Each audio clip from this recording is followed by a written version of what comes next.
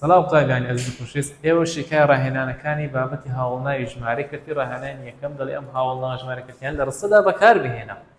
چەند هاوڵناوی ژمارەی کردایەتی ئێمە دەڵێ لە ڕستە بەکارهێنش دەڵێن بەسەر چاو چوارێک لە چوارەیەکی کارەکەم تەواو کردووە، 3/8 دەڵێ 3/8 پشکەکانم کڕی، نیوەی قوتابیان لەوانە کە دەرچوون لە دایەحەوتی پشکەکان دەفرۆشێت، ئەوە هەموو لە ڕستەدا بەکارمان هێنان. ڕاهێنانی دووەم دەڵێ جیاواز نێوان هاوڵناوی ژمارە ڕێکخستن و هاوڵناوی ژمارەی کەرتی چییە؟ وەڵامەکەت بۆ نمونەوە بسەلمێنە. لێرە باسی هاوڵناوی ژمارە خست دەکەین و لێرە باسی هاوڵناوی ژمارەی کەرتی دەکەین. هاوڵناوی ژمارەی ڕێکخستن دەکرێتە پێش و دوای ناوە دیارکراوە، کەواتە کاتێک کە ژمارەک ئەم وەردەکرد هەم دەکەوتە پێش هەمیش دەکەوتە پاشی ناوی ژمارەکە. بەڵام هاوڵناوی ژمارەی کەرتی هەمیشە دەکەوێتە پێش ناوە دیارکراوەکە. بۆ پێویست بە ئەم ڕێزانە پاڵی دەبێت.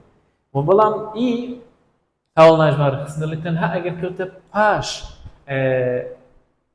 ناوە دیارکراوەکە ئەو وەختی پێویست بە ئەم ڕێزانە پاڵی دەبێت، بەڵام ئەگەر کەوتە پێشی پێویست پێ نابێت.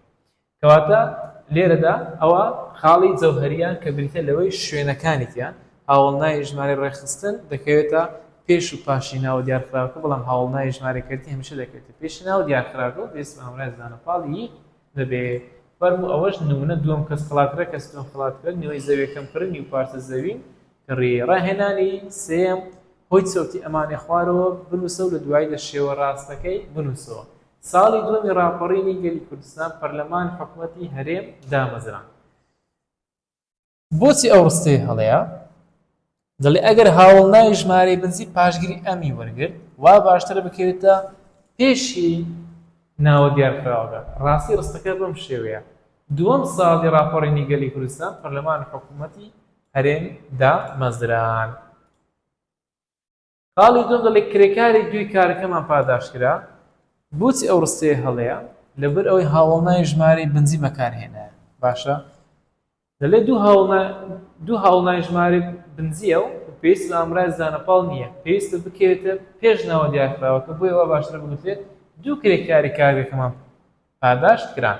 دەتوانێت بە شێوەیەکی کەش وەڵام بدەیەوە بڵێ لە جیاتەوەی هاوڵناوی ژمارەی ڕێکخستن بەکاربێنی هاوڵناوی ژمارەی بنزی بەکارهێناوە. واتە بە دوو شێوەیە وەڵام بدەیت، هەم ئەم وەڵامەیە هەم ئەم وەڵامەیە کە هاوڵناوی ژمارەی بنزی لە جیاتی هاوڵناوی ژمارەی ڕێکخستن بەکار هاتووە.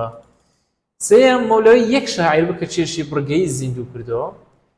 باشە مەولەوی یەک شاعیر ئەوە دەربڕینەکەی هەڵەیە، دەیبڵێ مەولەوی یەکەمین شاعیر بوو کە چێشی بڕگەی زیندوو کردواتە لە زیاتی هاوڵناوی ژمارەی بنزی ئەمە ناتوانین هاوڵناوی ژمارەی ڕێکخستن بەکاربێن و بە بیسەوانەشەوە، بۆیە لە زیاتی یەکەکەی یەکەمدا دەنێ.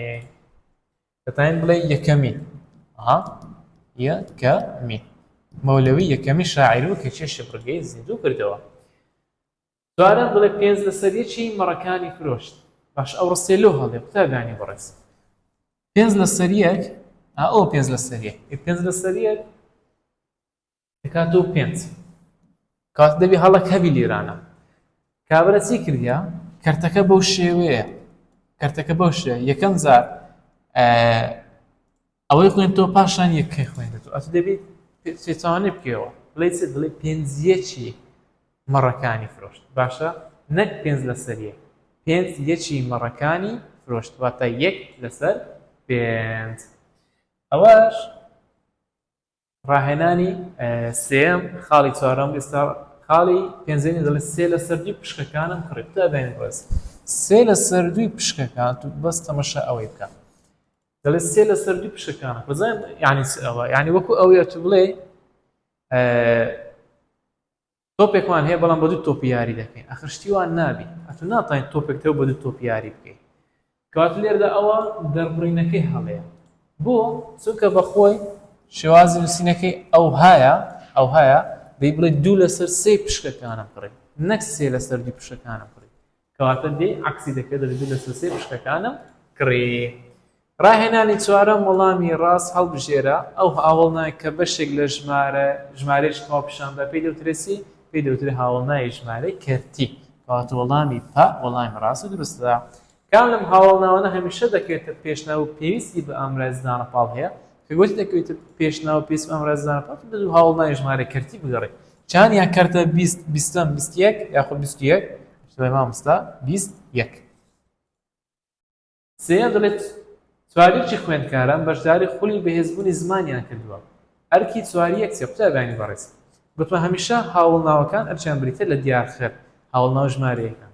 لێرەدا دەڵێ مامۆستا چواری یەک بۆتە دیارخەری لای خوێندکاران کەواتە دەڵێ بوت وەڵامی تا کە دیارخەرە وەڵامی ڕاست و دروستە. چوارەم لە ڕستەی 3/5 کچانی ئێمە بەشداری چالاکیەکانی خوێندنگا دەکەن.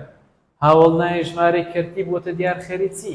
تەمەشا ئەوە 3/5. 3/5 چی ژماردە؟ کچانی ئێمە. کچانی ئێمە دوو ناو دراوەتە پاڵێکرد کەواتە گرەی ناویە. وەڵامی بە وەڵامی ڕاست و دروستە. خاڵی پێنجەمین و کۆتایی دەڵێ هاوڵنای ژمارەی کەرتی دەکەوێتە کوێی ناوە دیارخراوەکە، ئەمەش دەڵێن دەکەوێتە پێشی ناوە دیارخراوەکە. دابانی بەڕێز لە مەلزەمەکە کۆمەڵێک پرسیاری هەڵبژاردندا درراوە. تەماشاکەن ئەو پرسیارەمان دانایە هەم لە پۆلیدە هێمش لە ڕێزمانی کوردی پۆل 12 لە وزاری هاتووە. بۆیە گرنگی بۆ بابەتان توانیتون لە پرسیارەکان وەرگری تا بابەتێکی نوێ لە وەرزی دووەم هەرشاد و سەرفراز کامرا بن بە هیوام نمرەکانتان لە تاقیکردنەکان بەڵی خۆتان بێ و سەرکەوتوو بوون تیایدا. سەلام عەلەیکوم ڕەحمەتوڵڵاهی وبەرەکاتوه.